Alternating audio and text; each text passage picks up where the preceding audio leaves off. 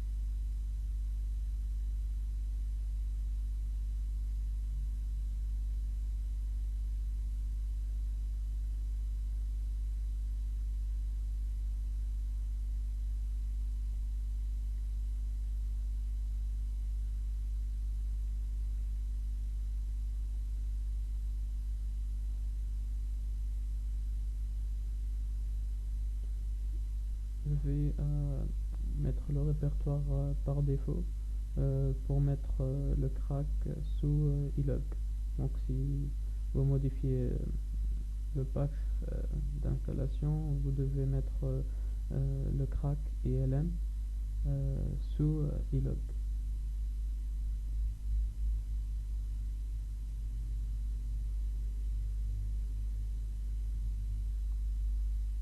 Donc voilà, une installation facile. Juste il faut mettre ILM sous le dossier ilog pour le crack. Voilà.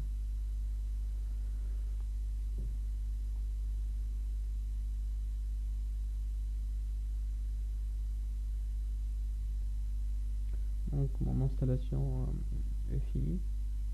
Voilà.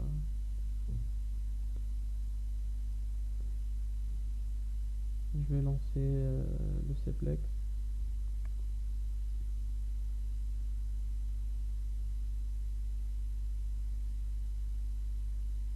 Donc avant que je lance le Cplex, je vais aller mettre la licence. Donc je vais sous C.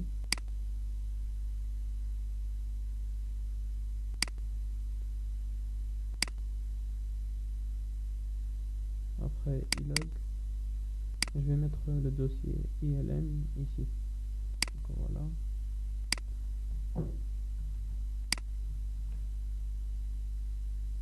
Voilà. C'est bon pour la licence. Ok.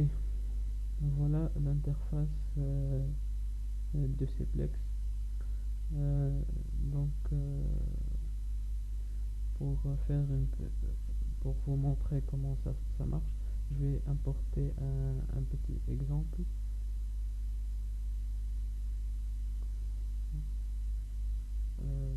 L'exemple s'appelle blending.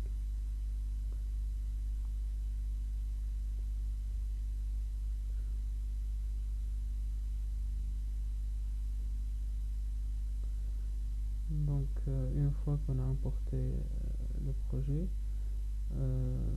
donc il va créer pour nous deux fichiers qui sont mode et date. Mode pour dire que c'est le modèle mathématique implémenté, et date c'est les valeurs d'entrée, c'est les données du problème. Euh, donc, donc ici euh, le point mode, le fichier point mode, il est divisé en en trois parties qui sont la déclaration des données,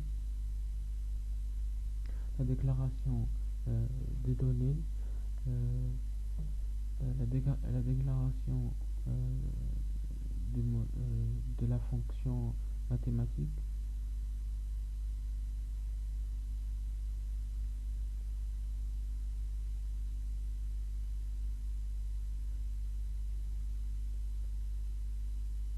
la déclaration de la fonction mathématique.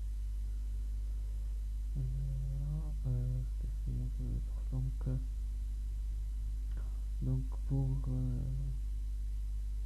pour les, pour les données en figure ici, on peut déclarer par exemple MB metal.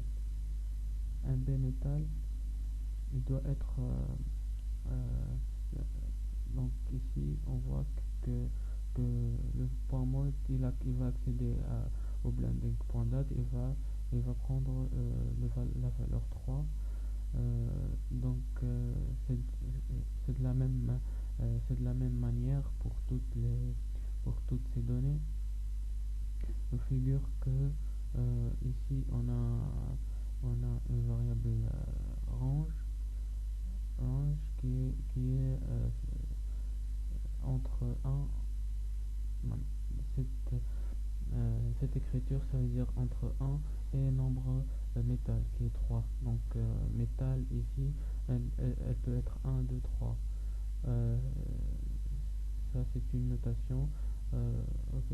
Alors on peut déclarer des int, on peut déclarer des floats.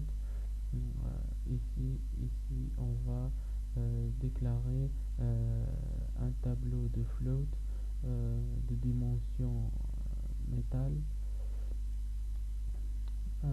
Et on va lire ces données de cost metal. Ici cost metal, voilà, tableau de 3.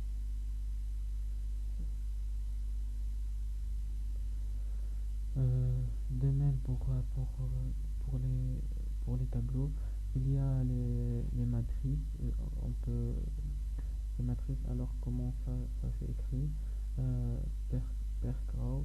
Donc per row, on définit ici notre matrice avec les différents lignes et colonnes. Euh, donc, euh, donc une fois on a défini nos données, on va définir les variables, les différents variables euh, qui sont, qui sont les variables de décision pour, pour le modèle mathématique.